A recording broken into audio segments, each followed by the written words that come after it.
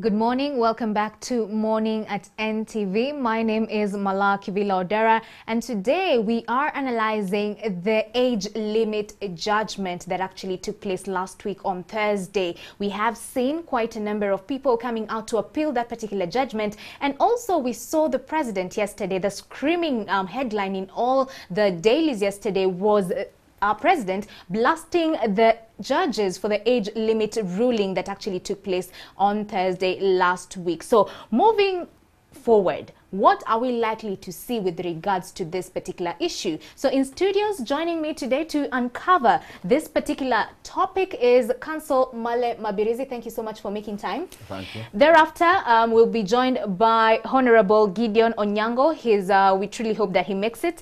So we're expecting him. He is the Samia Bungwe North Member of Parliament. Thank you so much for making time. Thank you. Good morning. Let's start with Thursday last week, the Yes. events that actually took place in Mbale High Court. Yes. You were there and you were quite vocal. And what stood out is you had quite a number of issues that you addressed. Part of it being you wanted the Speaker of Parliament, Rebecca Kadaga, to be summoned by court. Yes. Where was this coming from? You see, the framers of our law were so clear. They knew that at one point, some person who is so important in a case may hide from court. And this is what happened for the Speaker.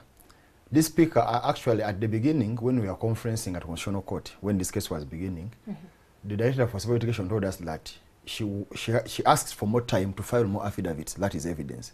And she said one of the evidence she wanted to bring was the evidence of the Speaker. She said at that time the Speaker was out of the country. Then the Speaker never made an affidavit. And actually, my talking to some people at Parliament, they said that was a tactic for her not to be brought to court. Then I applied, because the law allows it, I think under Order 16, say that any person can be summoned by court to testify.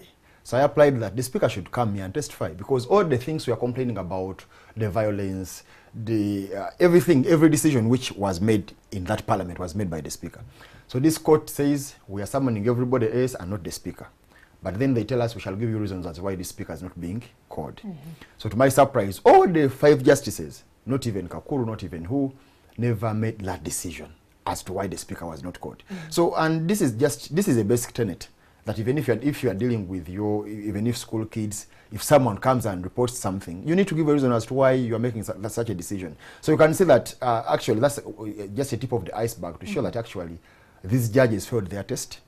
These judges actually, I don't know, the decision they made was, to my mind, was not well grounded, and actually they're maintaining the part of the act, that is in respect of the age limit, was without basis, because you find that they fail to give even the basic reasons. They fail to make things which are basic. Are these the grounds under which you actually went ahead to appeal that particular judgment? Definitely there are many. There are many. But of course, some of the glaring ones are those ones that actually look at a court which promises to give reasons, it doesn't give reasons. You look at a court which, when confronted with a particular aspect of law, it just fails it, and actually in one instance it created its own facts. For example, every person was watching on NTV how Parliament was proceeding that day when Honorable Krana was bringing a motion to suspend the rules. It was during Parliament when it was sitting. But when this court found that actually non-secondment of a motion is so important, it said it was not in Parliament as a whole, it was in a committee stage, which was, of course, for a falsehood on the record. So you look at a court which actually, of course, I praise it for scrapping off the 7 years for MPs. Yes. Those MPs who had voted themselves into Parliament for 2 more years. But again, you see that they failed the test. If you compare these judgments, they are voluminous actually. They are 814 pages, if you look at them. Yes. But if you had to compare them with any Commonwealth country which has ever had a constitutional dilemma like Uganda is in now, where you have a president, the terms of and conditions of the president being amended, terms of Parliament being amended, if you are to see if any Commonwealth country had this aspect in this country, the judgment would be different, be it Kenya, be it any other country. But for our judges, I'm looking at them as people who actually betrayed their trust. Let me ask you, Yes. over and above those concerns that you had that then, informed your appeal, going forward to appeal the particular judgment, you also mentioned that you observed over 80 loopholes in this particular judgment, and also you were quoted saying that this judgment was forceful. Yes. What is that? I've told you the one clear falsehood. Yes. Is it just that one clear falsehood, or there are many? There are others. There are others. Which are these? Of course, which others? You see, when a judge comes and says, yes, this happened, this happened, this happened, and then he says he reaches some point, and then he changes actually what is on record. But that is the most pertinent one that you look at it. For instance, are you in a position to give us a specific scenario? That scenario, for example, yes. of Rukutana. Here we are. Rukutana stands up in Parliament. Everyone is seeing. Rukutana says, "Madam Speaker, I'm moving Parliament to suspend these rules." That was after the report had been presented. So that we start debate now. So they debate it. That motion was not seconded, and actually, Honorable Senator said, "Madam Speaker, the motion is not seconded." The Speaker said, "We have actually passed that level." So they proceeded. So this court is saying it was seconded. Then you look at the judgment, where these judges actually agree. They agree that actually tampering with the procedure of Parliament is not something light. And actually Parliament faulted some of its procedures. Then he turns around and says, however, that was not so substantial. And I was looking at judges as if they are determining an election petition. Because it's only in elections where votes matter. Right. I was watching that man from Kesi was saying that it's about numbers in elections. Numbers apply in elections. Right. But constitutions are protected by procedures. Wherever you go, any constitution is protected by procedure. Whether it's a village constitution, they just tell you that to amend it, you need 75%. So that procedure is intended to protect what? The constitution. So these judges actually, you will be surprised that they turned away from their previous decisions. You remember we had here the Anti-Homosexuality Act. Right. Which the same Parliament passed, and the Speaker was saying that was a Christmas gift. So in that decision, Parliament faulted its own procedures. And that court said, once you fault a procedure, the law is a nullity. This time they agree that that's the position. But they agree that actually the procedures were faulted, but now they refuse to strike out the law. And actually what I'm looking at is that these judges betrayed us. Because in our system, if I give you an example of your home. Yes. If you're home, your wife in a home, right. It has a fence, you are in the house, so you have a guard actually at home. So all of a sudden you listen to a knock on your door. You think that actually your husband has come. All of a sudden you open, this is a guard. He has a gun, and then he starts trying to rape you. So actually, the person whom you expect to protect you is now turning against you. And what do you do? So is that scenario in relation actually directly related to what we are actually seeing? Of course, to the judges. These judges are our guards. So that's what you're saying? We deployed them to guard our constitution. Actually, not only the judges. When you look at the Parliament, the President, the judges, we deployed them in 1995 to guard our constitution, to guard our livelihoods, to guard everything. Right. So we are seeing the Parliament, together with the executive, they are the first person to betray us by saying that, no, we are amending it. We are opening the gate wide. Whoever wants to enter may enter. Then we run to the judges who have now the guns to say, now, we are here. So they come there with their guns, but now they are failing to protect us. Actually, they are turning against us. So this is what they are doing. Because what they were saying is, at the end of the day, the voice sticks with the electorate, us as the citizens. Like even if they have lifted or they have upheld the amendment of the age limit, then at the end of the day the buck stops with us. That's what they were saying. If we as the electorate still go to the polls and vote in an old person, it is the electorate that has chosen to do so. Don't you feel the same way? You see, constitutional making and constitutional principles are not such simple. The framers of our constitution knew that people vote. Right. The same framers knew that however much people vote, let them not vote any person. That person must be educated at some level, because we had a man here who was not educated. They saw how he did things. So he said, let them be educated. So don't you think they knew that every person has a right to vote? But that right to vote doesn't make you a candidate. You must have the papers. They said this person must not be below 35 years and must not be above 75 years.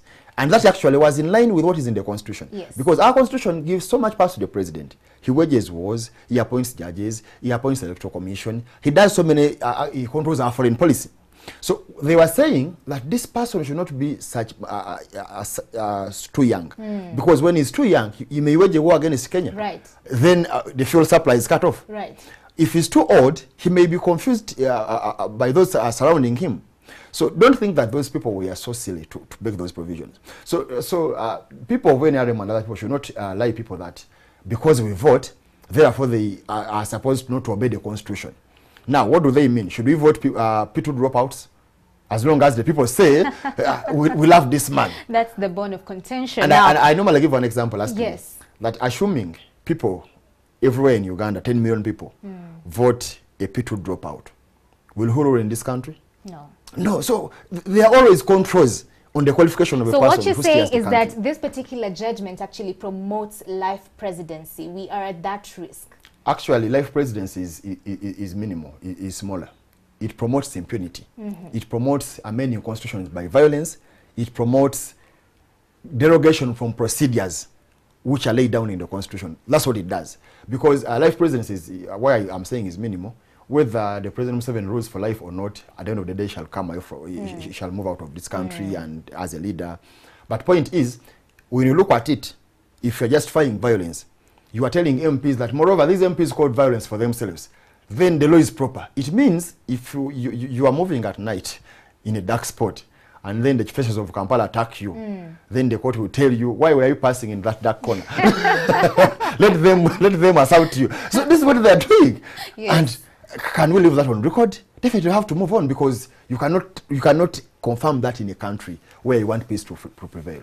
Let's move on. Yesterday we saw our president coming out to strongly, bash the judges, the 5 judges that made this ruling, actually made the judgment on the age limit. And I will quote him. We will run this particular graphics. He said, "My freedom fighters' sense of justice in this matter focuses more on the convenience of 7 years rather than 5 years. With the 5 years, a lot of time is spent on electioneering, less time on development. The first 2 years is settling in, the 3rd year some work in the constituency, and then by the 4th year electioneering happens again." So he was coming out to say that still this is in defense of the judges declaring null and void the push for members of parliament to extend the tenure from 5 years to 7 years. So that was his push. Now he also went ahead to say, in the end, however, the judges are not the ones in charge of the country. If NRM members of parliament follow my guidelines and bond closely with the people through wealth and job creation, we can, together with the people, make the necessary constitutional reforms, judges or no judges. I will repeat that particular segment. You are a council, you'll advise us on this. He said, if the members of parliament follow my guidelines and bond closely with the people through wealth creation and job creation, we can together with the people make the necessary constitutional reforms, judges or no judges. What does that spell out for the judge or the law framework in the country? First of all, I want to tell you that the comments by President Museveni, first of all, for me, I'm happy that I won him. Actually, I went to court, and I think I won about 70%, because these MPs extending their lifetime in parliament was something so weird. Yes. And actually, I have been giving an example of invaders of a village. They come to attack the village, then we waylay them at a bridge, then we manage to repel all others, and then these bridge keepers say that let the commander cross. So this commander is afraid that if I cross around this side, I'm not safe, because my group is left behind. Because Museveni was the commander of all this. Yes. He commanded them. So in compensation for their efforts, he gave them 7 years. So the 7 years have now gone, and then he feels insecure. So what you're saying is it was a deal of scratch my back, I scratch yours? Definitely, because they told him that actually people are so hungry, so what we need to do is let's have 7 years. People like Leisha Bilga were saying that actually, for me, if I get 7 years, I may not even contest again. So he gave them 7 years. So right now, actually some people are telling MP that Museveni duped you, he gave you nothing. Yes. So he needs to put some energy in them that actually we are still together. So it shows that actually those people who are saying that we lost at Mbale, we did not lose. We won some bigger part of it. Yes, we did. Now we are only dealing with the commander now. Which commander, our guards are telling him to cross our bridge. And we are saying no, this commander should not also cross. But even himself is not secure that why should I cross alone? So if it was a choir singing, now the choir master is the only person being seen doing this, but the choir is not responding. But back to the point.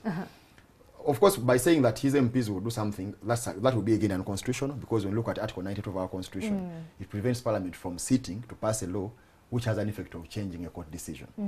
Secondly, he has an opinion to speak, and moreover is the command of that group which abrogated our Constitution.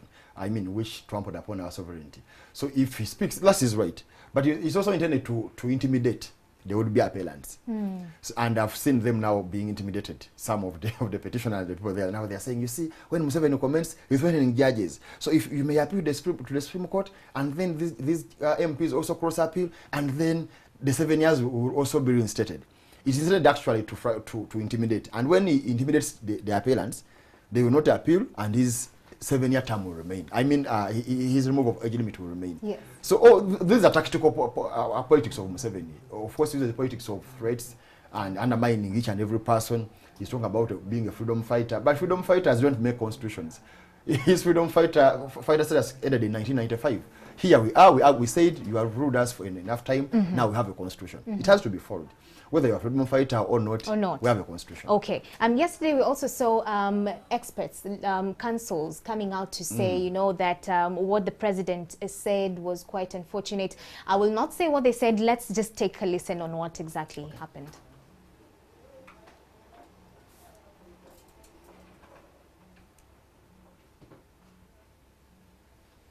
Judges are not.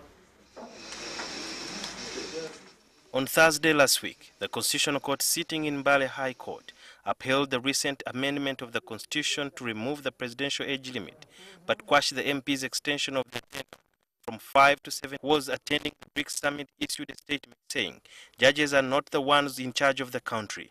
If NRM MPs follow my guidelines and bond closely with the people, through wealth and job creation, we can, together with the people, make necessary constitutional reforms, judges or no judges. But additionally, I think the judiciary should be given the due respect it deserves. The president needs to be reminded that the Constitution requires the executive to respect the judiciary, and that the judiciary is supposed to be independent. Independence of the judiciary is one of the hallmarks of our Constitution. Political friends to the president, and they are appointed to an office of a judicial officer. And some of them, despite the Constitution requiring that they act impartial, some of them have been known to act partially. Things of the dictates of power, the risk is high, legitimacy. We as Ugandans, bearing in mind our history, should be very, very cautious about utterances such as those that were made by the president. We need to be very, very cautious, and even leaders, we call upon leaders not to speak recklessly. The Uganda Law Society president was actually saying over and above that is that the president too can appeal the judge's decision, the judge's judgment. Is that so? That is so. He can appeal, but to the best of my knowledge from Mbale, the Attorney General seemed not to be interested in appealing, because to him, he had got the substantial part, because he said he had won substantially. But again, don't be surprised about what Museveni says. Museveni was the biggest beneficiary of the amendment, and now he has lost. And again, this is so good to judges. Judges must know that actually, even if you try to tamper with what would be the right decision, to come up with a decision which may impress Museveni, the president, the appointing authority, you may not be, I mean, it may not be good to him, because a beggar can never get more, can never get enough. Every time you give, he actually just keeps the money on this. You can see those street beggars. You give him 1,000, he keeps it, then he brings back the hand. You give him 100, he hides it. So that is the Museveni. So these judges must know that actually this is it. But again, in Museveni's statement, there's where he recognizes the sovereignty of the people. Because he says if NRM and MPs and follow my dictates on wealth creation, we can do something. Yes, we can be able to, you know, make the necessary constitutional reforms, judges yes, or no judges. That way is because he's agreeing that actually people are sovereign. And that's what we are saying in the Constitutional Court, that the sovereign authority in this country are the people. Yes. So Museveni should work with the people. Let him do what people want. Let him go to a referendum. Because our war with this amendment is that this amendment, whether for age limit, whether for MP's extension of years, it needed a referendum. Right. Don't govern people without their consent. That's what we are saying.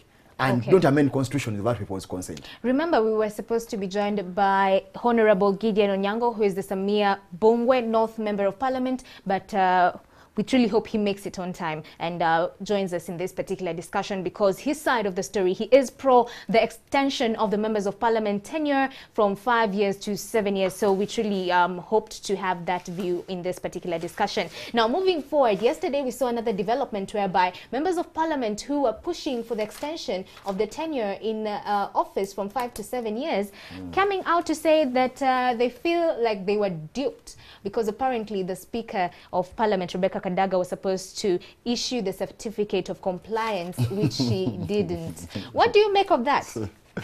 You see, that story is so big, and you have brought in the issue of certificate of compliance. You see, it was me who applied for that certificate, and they refused to give it to me actually for some good time. It was until I went to court, I made a formal application that I want this certificate.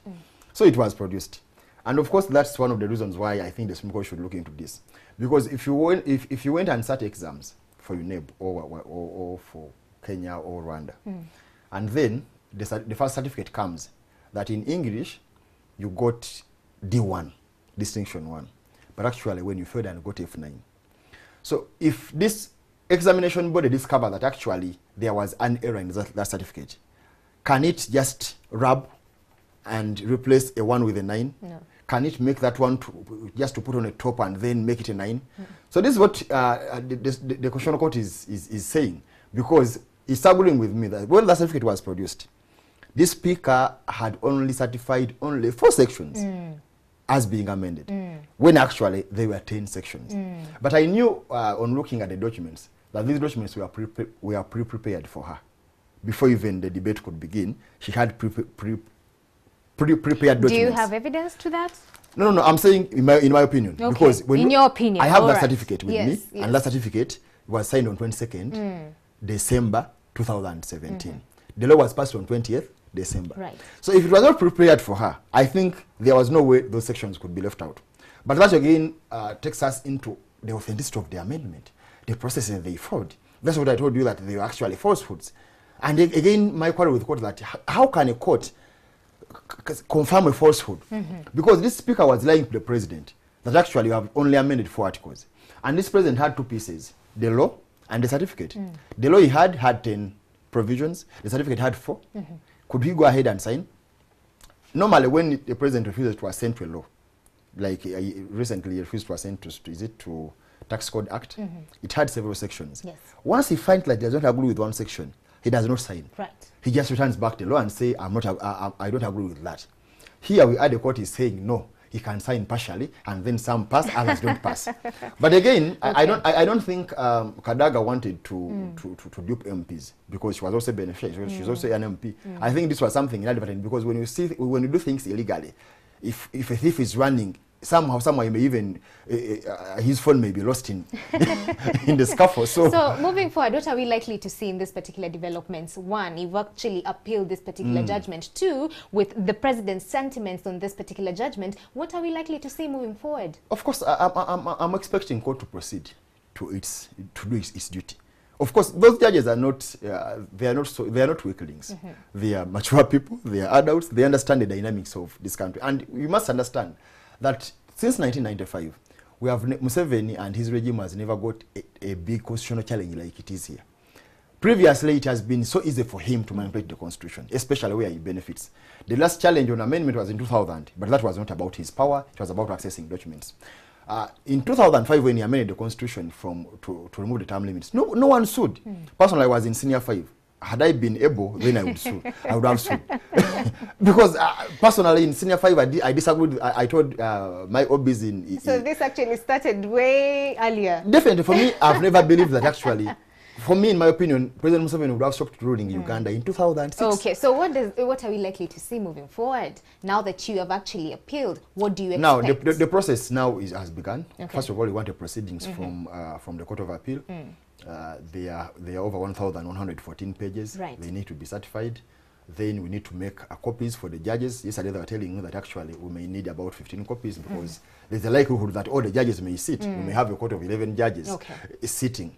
So we are following that process, and I think by this month the appeal will be, documents will be filed. Right, okay. And then as we are waiting for any person if he's willing to appeal. Right now I'm the only person who has said that I'm appealing and filed my notice of appeal.